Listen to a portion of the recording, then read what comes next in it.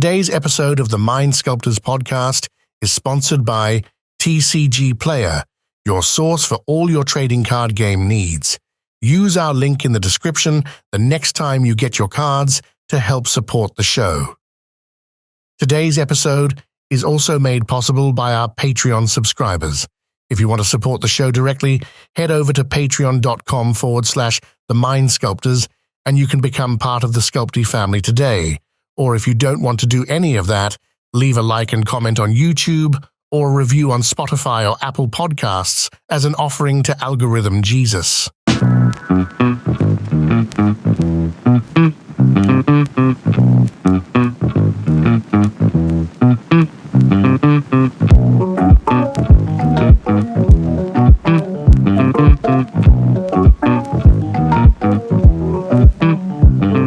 So we are gathered here today to mourn our dear friend favorite deck, Winota Joiner of Forces. It was a good run. Had a good time. Didn't quite make it as long as I thought it would. Didn't really have the longevity that Winota, you would hope, but it did better than most Boros decks. So that's fair. Say a few words in memoriam is our good friend Ian Flannery. Yeah, hi. Thank you for doxing me in the podcast. Now,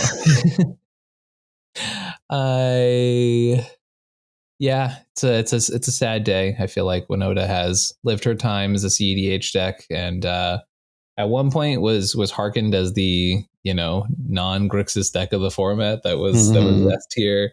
There was a very long time where Winota was considered one of the best decks of the format, and now she is not. Yeah, is not. I was like, maybe with these innovations and things like that, I can bring her back from the abyss. But after playing her this last weekend, I've realized that that's probably not going to happen, which sucks because I love that deck more than most cEDH decks by a good amount. So a little heartbroken. And it's how you met your girlfriend, right? I mean, it's basically like the reason I have most of my success as a channel. Like my first big top results, my first giant brew. I know Winota has carried me a long way, but my God, is she 1 foot in the grave at this point? I'd be willing to say she's 2 feet in the grave. At least a thigh in the grave.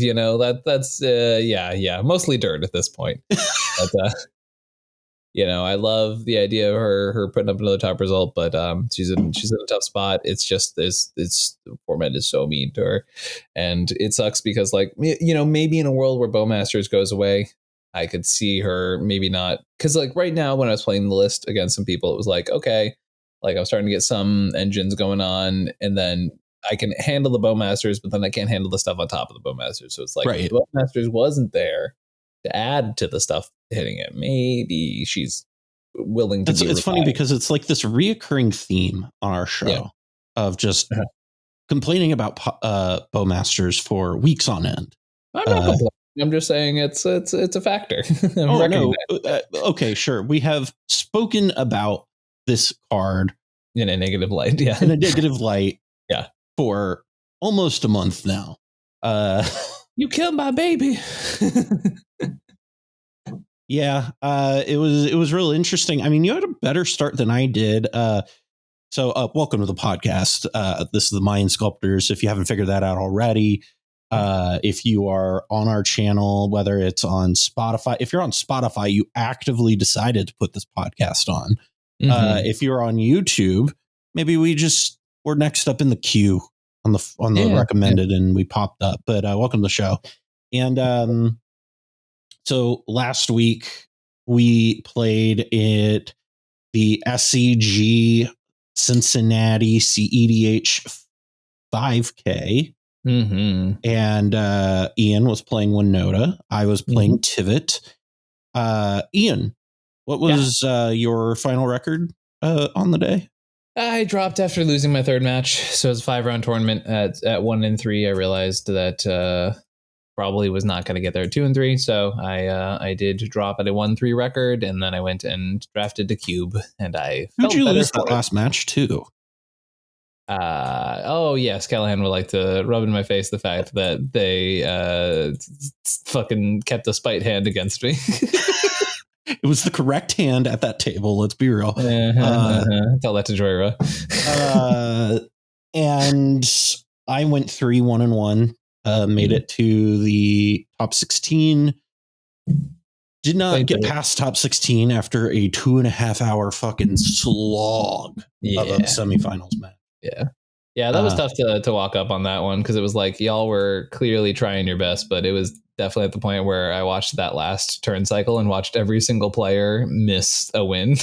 Yeah. Which was like, wow, everyone is exhausted. Now, meanwhile, this is like hour 12 of playing, right? So it's a very forgivable understanding of the circumstances. Yeah. But yeah, people were definitely big in the sleepies.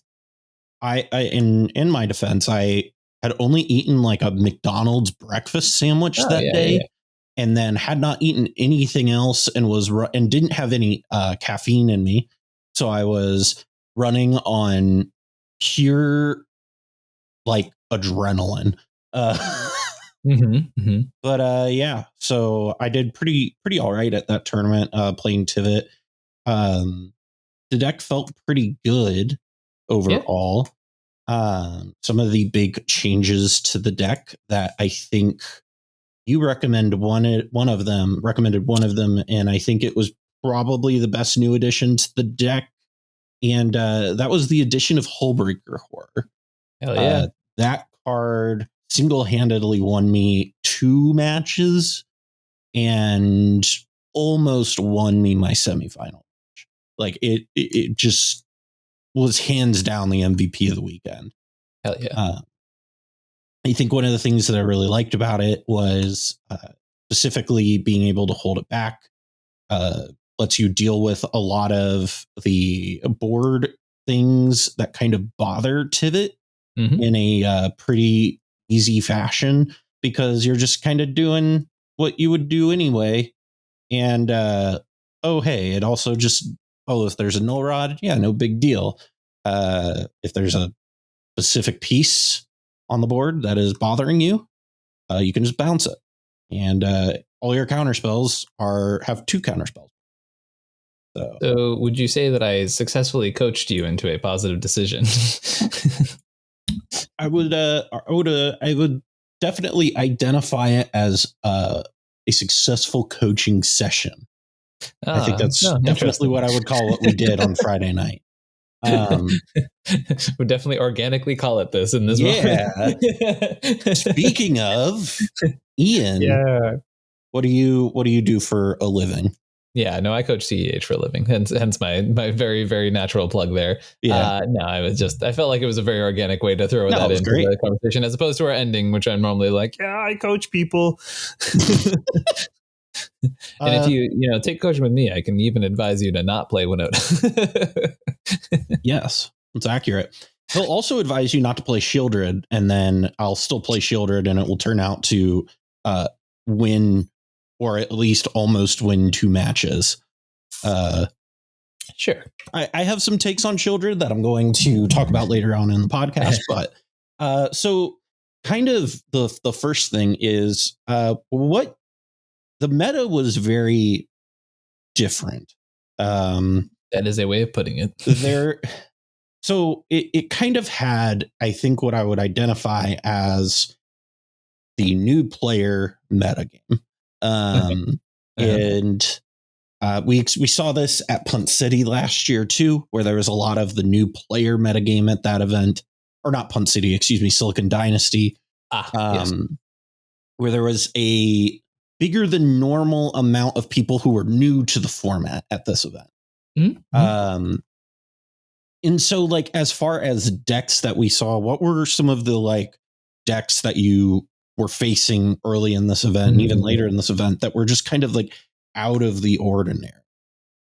Yeah. Well, my whole thing got super messed up because I actually won round 1, but then they didn't record it as a win, which, there's a lot to go into on that. Specifically the fact that how do you record a match without recognizing that someone won the pod. They put literally all four of us as having lost the pod. And it's like, how? I don't know. But anyways, so that happened. And then I definitely played against some more fringe strategies towards the bottom end of the pool. I played against Turbo cEDH, which was interesting. Like Hermit cEDH, your secret love. Yeah. And I played against Elsha, which is not like the craziest deck in the world. That one was pretty interesting in the lower pods. I actually didn't like, as far as like playing against weird decks, I feel like I heard about more people playing against weird bad decks, and not necessarily that all weird decks are bad decks, as everyone knows I love brewing this format, but like some of the weird decks were definitely like upgraded. A little sus. Right? Yeah, like I literally heard about people playing upgraded precons in this tournament, which is tough. It's tough because I think it's got that like Star City vibe, right? Like you're like, oh, it's a Star City Games event I am at. Let me go play the Commander tournament. I don't know, it's Commander. Hey. And then it's like a cEDH tournament in full fledged, and you're like, oh, right, this is what happens at these things, right? So obviously no proxies has to contribute to that as well, things like that. So yeah, I don't know. It was weird, but I heard about like two Vasas and stuff in this tournament, and like not in a way that is cEDH, but like someone literally winning because they cast an Enchanted Evening and made all the permanents enchantments, and then they played a Dockside for 32 and won the game. Which is honestly hilarious. Yeah. Yeah. When I heard about that, I was like, all right. Interesting. Okay. Sure. Yeah. That is a thing you can do. As far as what I played against pretty much a lot of stuff that I'm used to seeing in cEDH, if that makes sense. I mean, so was at least stuff that I have seen in cEDH, right? So I played against two Marwyn decks, which was what I thought was very interesting, where there were two separate Marwyn decks. I played against Crick. I played against the red-green Itali. And then I heard there were like 4 red-green Italis there. Yeah, evidently there was a bunch of Itali, and which gotta say, I mean, it's every time I play against that deck or watch somebody play that deck, it is always just like the most fun game of Magic I think I've ever played. Yeah.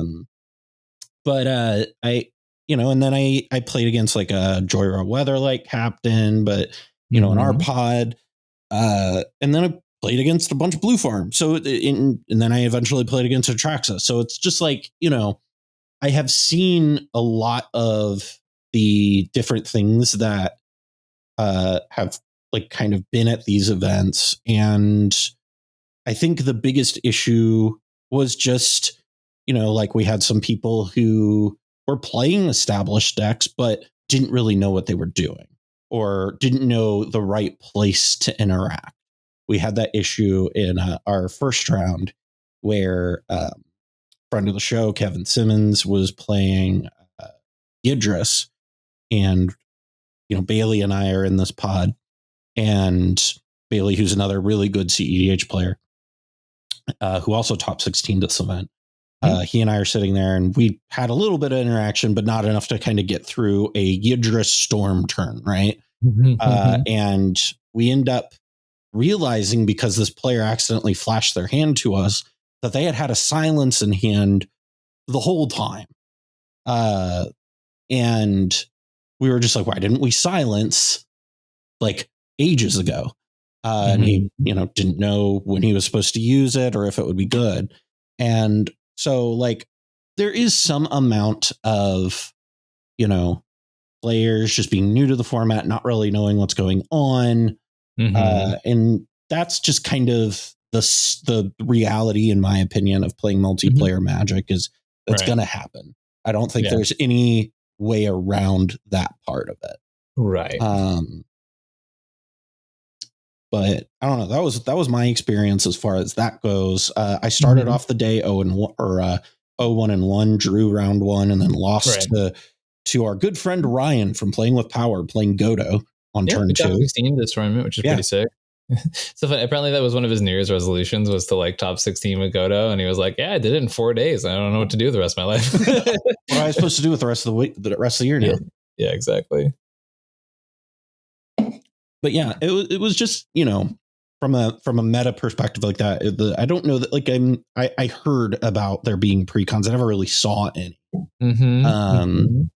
But I mean, like, there were definitely people there that I played against who were using budget options, which I think is a thing that you can expect to see at no proxy events.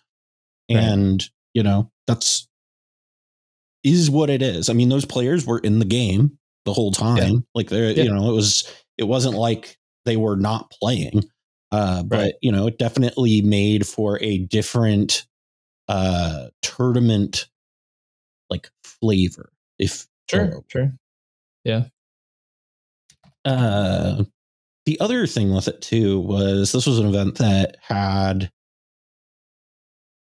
the same structure as the event in Columbus, which for those who don't remember, Ian, can you explain how that tournament structure worked a little bit?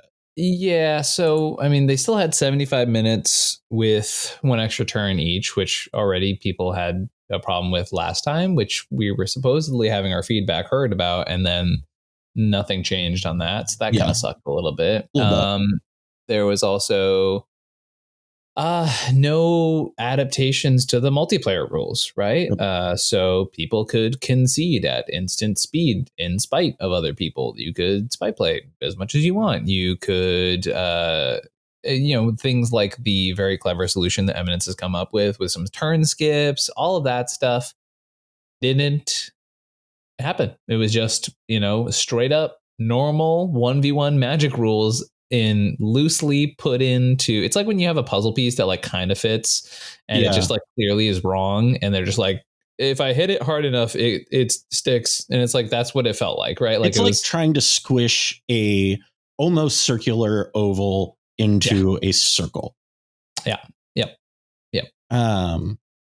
And I think the other part of that too was that they were using the point system they used last time, which is you get points and your breakers are based off of how people die in the game.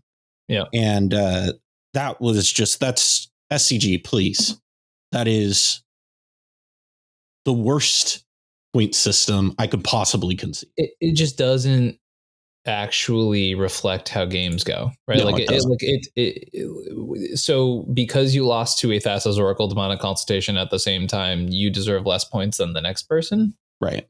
Sure, like if that's the hill you want to die on, I guess. Doesn't make any sense to me, but sure. Well, the thing is they've tried to come up with these, you know, sort of elaborate ways of like doing like a pairing or like a tiebreaker system when opponent win percentage works just fine. Like we don't need to have all of these different ways of doing it. You can just use, like, I understand that they can't use like Command Tower more than likely because they have a contract with MTG Mail. Like that is just reality. I'm sure there's a lot of people, and I knew there was a lot of people at that event who are like, why aren't they using Command Tower? Why aren't they doing this? And it's almost always with stuff like this, a contract was signed, right? Yeah. And they have to use it for their events. And because of that, they kind of have to use it. And if that's what you want to do, fine. But you don't need to reinvent the wheel on how these breakers work.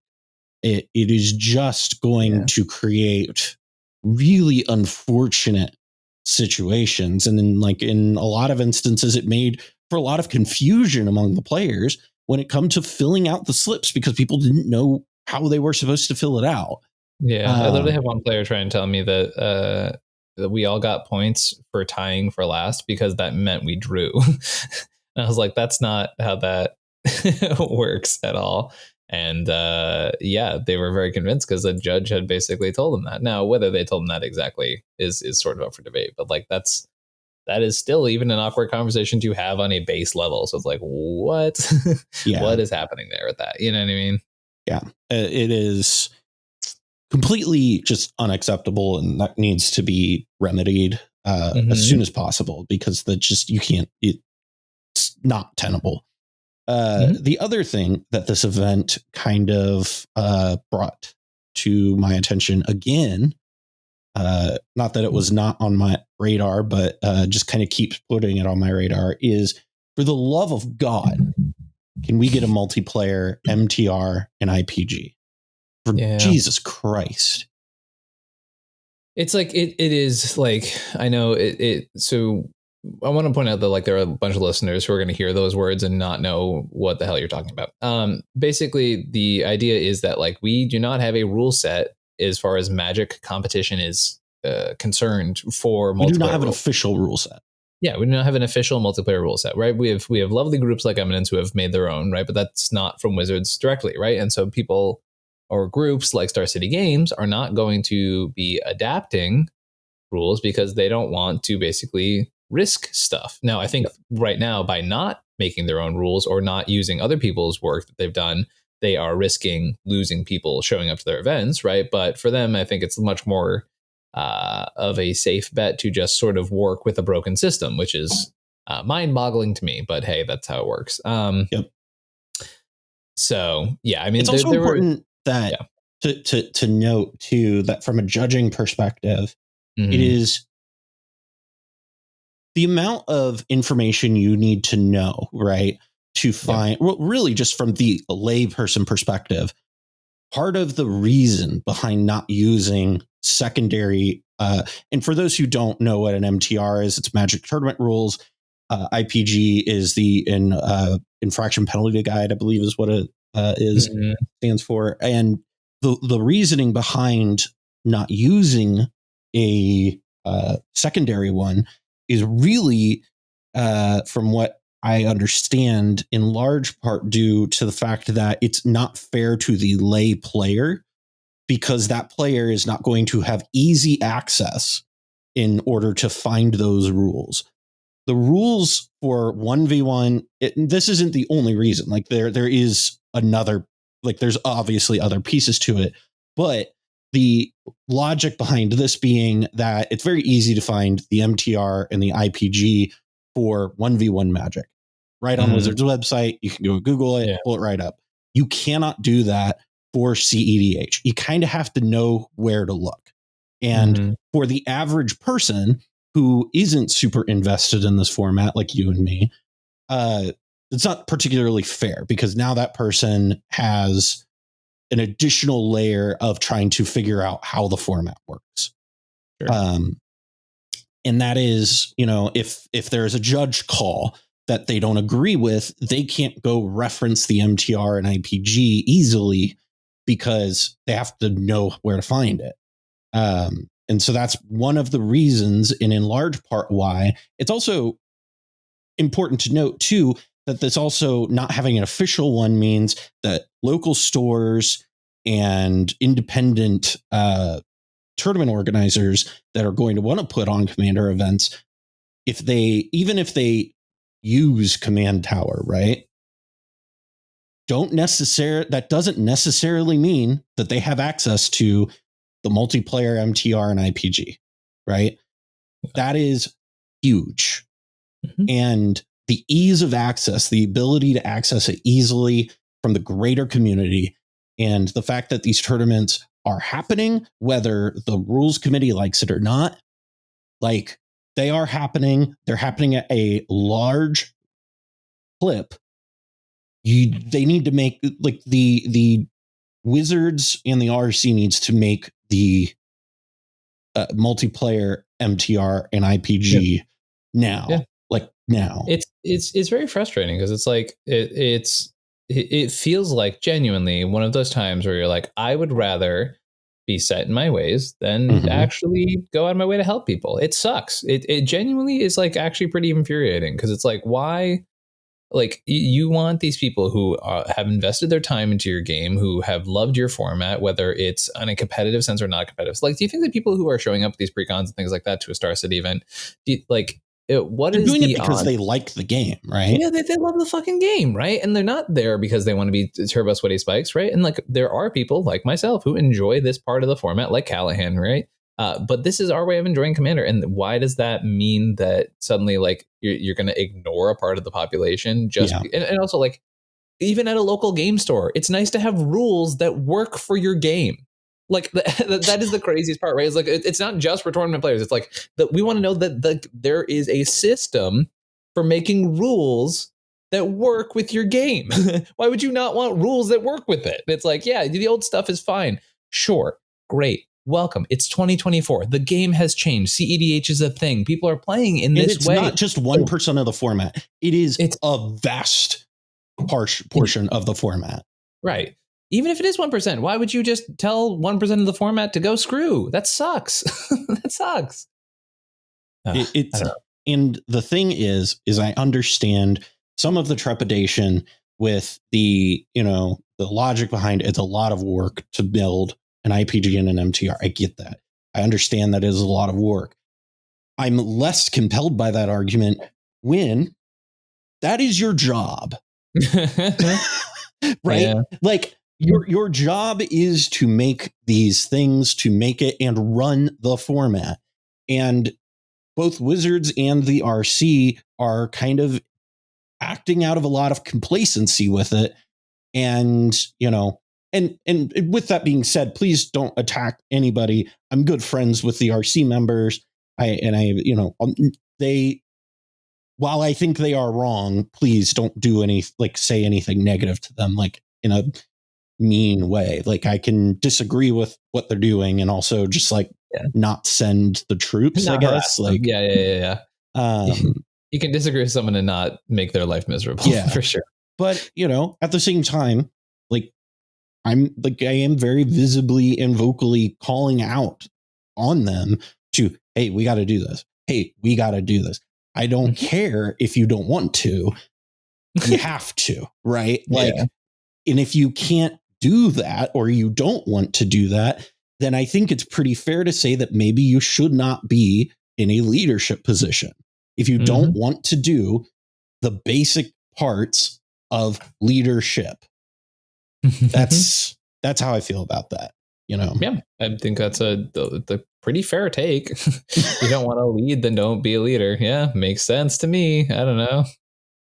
I don't know. It is running a format is, especially one as vast as Commander, requires more attention and more work than a private, unfunded third-party group is willing to offer. And that's just reality. That needs to change. So that is pretty much where I'm at with it. We need fucking rules, and we need them yesterday. And it is, and honestly, there are a lot of judges out there. Seth is one of them. And I know that there are other judges who've contributed to it that have a very big multiplayer MTR that they have been working on. And so even the argument that it is too much work for you to build an MTR, most of the work has already been done. Just bring them on and make it official. Yep. It should not be difficult.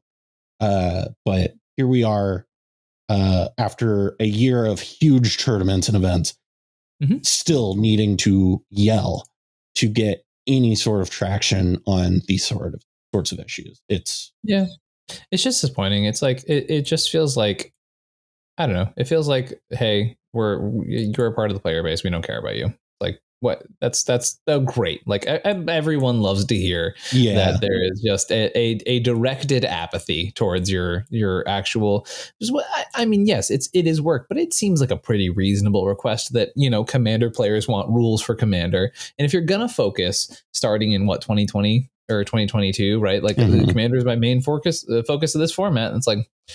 And you'd think the thing that Wizards is focusing on from now on shouldn't have rules associated with it? Are you crazy? It should only be a casual format too. Nobody should be played competitively. And if they want to, the ball is already rolling downhill, right? Like it's happening. Whether it's not that it's happening; it's happened. Yeah, exactly. Right? The happening is long gone. And it was long before you banned Flash. It happened. Yeah. It is what it is. You got to adapt. Mm-hmm. The fun thing is this is us toned down from when we were raging in the car driving home. It's just disappointing, right? Like, it's not even the matter of us being like, everyone can go fuck off. Like, it's just, it's disappointing. It's like, it is intentional apathy towards a now reasonably sized section of your community. It's like, what's the point? What's the point? I don't know. Honestly, I'm glad though that Eminence is at least doing a third party. Yeah, moving forward with their adaptations to it, which I think is, I mean, they continue to be the professional standard that we need in this community, and it would be nice if other folks would be willing to match that. Yeah, right. So. It really is just, it's wild. And one of the things too is, I think Tad said something interesting about this on Twitter last week, which was something along the lines of, that people are going to have to, understand that at some point there are going to be like non-proxy events are going to eventually be like the way. A thing. Yeah. And more of a thing than they are now. And, with that, you kind of also have to, again, another layer of why you need an official IPG and MTR, which is an official way to deal with those things. Mm-hmm. And that's the thing. Like, that's the other layer to that too, is like, if you go to most Eminence events, right, you are playing at competitive REL. Mm-hmm. On Saturday, we were playing at regular REL at a $5,000 purse tournament. All right. That is, and I cannot stress this enough, fucking insane. Yeah. But they can't run it at Comp REL because they're using normal MTR and IPG, which doesn't have Comp REL rules for Commander. Yeah.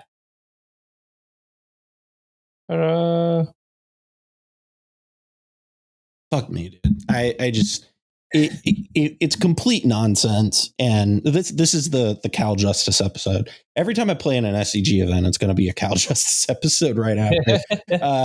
Well, I mean, so that's here's the sad part about this, right? Is that we are at a point where I have blatantly heard people at these events being like, I'm starting to want to go to these less, right? Mm-hmm.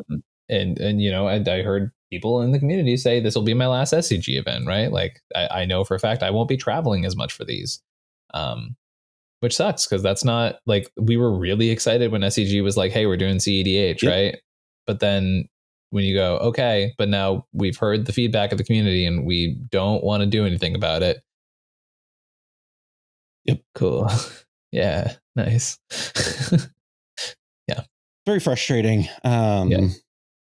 But also, if this ever gets to SCG folks, to anyone here, please, there are several very passionate content creators and or other community members who would love to talk to you about ways in which we can improve these tournaments. Maybe listen not to your even fucking judges. I know for a fact you have 2 head judges. I was trying to do a succinct, clean message there, Cal, but thank you for that. You're welcome. But listen, I know for a fact you have 2 head judges who are deep in cEDH, and know for a fact that you could talk to them and they will critique what you did and give you constructive feedback on how to improve your events. Fucking listen to them. They are some of the best judges in the world. Okay? Like, listen to them. This is a good episode. This is a good love me a good soapbox episode. Yeah. So let's get into these deck lists a little bit here. So Ian, you did some different stuff with Winota. Yeah. Let's go through it a little bit. What makes this version of Winota a little bit different? And how did it, we'll get to the how did it play. We kind of know it to do well, but take us through this list and the ideas behind it. Yeah, so like at the end of the day, I am happy with the list. I'm going to send it over to you right now. I already have. Oh, you got it. Great, Yep. lovely. So I'm very happy with what the changes I did make to the list. I think it's just like Winota's in a bad spot, period, right? Which is unfortunate. I love this deck so much, but the biggest innovations I made for this tournament was the additions of Null Rod and Stony Silence. Now, the point of doing that was basically the fact that the meta was moving past Thalia effects, right? So like Thalia and Glow Rider and Vryn Wingmare, which were like staples of the deck for a very long time. Also notably, all of them each with a single toughness. Right. Very weak. Kind of sucks in the current meta. Yeah. So all that being said, that's something that the decks really struggle with, right? So those were scalped from the list because they were either king-making people or just not lining up where we wanted them to be. Thorn of Amethyst is also a card that left the list for the exact same reasons. And I found that when I was testing the deck, before replacing those with anything proficient, that there was just this gaping hole as far as like stacks was concerned. Like I needed something to button up the hole that the Thalia effects left behind. So I added Stony Silence and Null Rod, which historically were kind of antithetical to the game plan, because they Winota needs artifacts to ramp, right? But what ended up being the case was that they were strong enough to really hit the best decks in the format in a way that a lot of them aren't ready for. So that theory to pay off worked quite well. I think I was very happy with those innovations, but also they're not humans. They are not non-humans, right? They are not creatures. So we don't have Collector Roof. And because of that, we cannot easily find these is the problem. So were there to be some you kind more of need of those, exactly enlightened.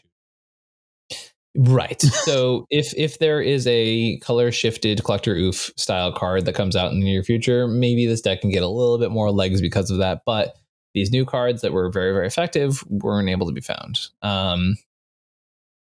Then, yeah, I mean, so just like being out in the pools, I've also, let's talk about more of these cards, to be fair. I tried my Rel out, kind of underwhelmed by that one. It's just a bad Grand Abolisher 99% of the time. I think I would rather have a better high impact human. I was kind of like looking at some other folks' list and trusting them on that one, but I was really disappointed with that one. Slicer is one of the best cards to be printed for Winota in the past year and a half. Card is sick as hell. 3 mana hasty Winota triggerer that turns into 21 damage around the table every single rotation to 24 damage is insane. Like every single game I put it out, it does like 30 damage to the table, and that's as a side plan for Winota's thing, right? So yeah, Slicer actually goated. For a long time, Lena, Selfless Champion, was not in the deck. It's like the best Winota hit ever. I was so wrong on that one. Thank you, Lewis Nardust, for converting me on that one. And yeah, those are like the big changes. Obviously, we have the new Charismatic Conqueror and Dauntless Dismantler, which came in and changed the deck and gave it legs that it feels like it should have to be able to fight this format, but not, I guess. Boromir also is a new one to the deck too. Yeah, like all these pieces are like, oh yeah, this is great, add to the deck. The problem is I played 4 rounds, and the one round I won, I resolved and triggered Winota. The other rounds, I was not allowed to resolve or trigger Winota, and I lost the game. And if you're noticing a theme here, it is the correlation between these two events. So yes, these new cards were sick. And when I was even playing conservatively, right, I was playing these game plans where I was like, layer the stacks piece on top of the stacks piece, on top of the stacks piece. And then they would be like, well, Najila naturally drew into Durevi. And I'd be like, okay, yeah, sure, fair enough. Right. So it's like, what do you even do about it? I don't know. I genuinely don't know. If anyone knows, tell me, please. But that's, stuff like that kept happening, and that's just kind of where things ended with this deck, right? Like it's going to be a list I love for a very long time. I will, every few months keep trying to maybe see if things have changed, but as of right now, it's not looking great for Winnie, which is beyond heartbreaking.